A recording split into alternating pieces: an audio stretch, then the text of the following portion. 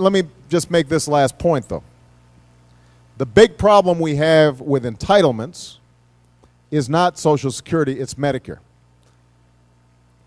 Medicare and Medicaid are the two health care programs that the federal government helps support. Those are the things that are really breaking the bank. I know you've been hearing all these arguments about, oh, Obama's just spending crazy, look at these huge trillion-dollar deficits, blah, blah, blah. Well, let me make a point. Number one, we inherited a $1.3 trillion deficit. That wasn't me. That wasn't me. Number two, there is almost uniform consensus among economists that in the middle of the biggest crisis, financial crisis since the Great Depression, we had to take extraordinary steps. So you've got a lot of Republican economists who agree that we had to do a stimulus package and we had to do something about the banks. Those are one-time charges, and they're big, and that'll make our deficits go up over the next 2 years. But those aren't the problem that we face long-term. What we face long-term, the biggest problem we have is that Medicare and Medicaid, healthcare costs are skyrocketing, and at the same time as the population's getting older, which means we're using more healthcare.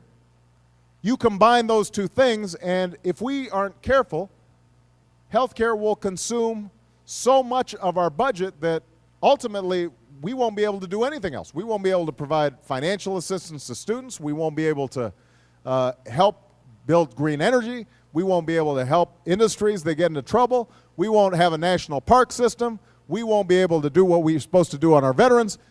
Everything else will be pushed aside because of Medicare and Medicaid.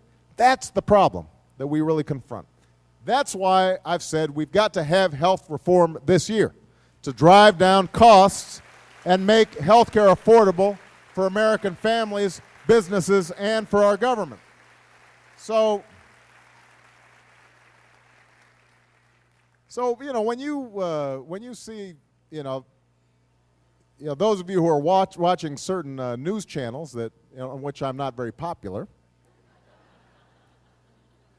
and you see folks waving tea bags around,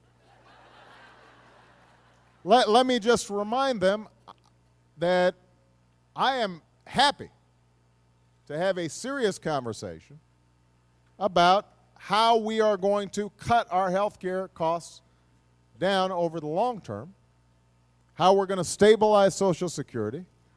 Claire and I are working diligently to do basically a thorough audit of federal spending. But let's not play games and pretend that the reason is because of the Recovery Act, because that's just a fraction of the overall problem that we've got. We are going to have to tighten our belts, but we're going to have to do it in an intelligent way.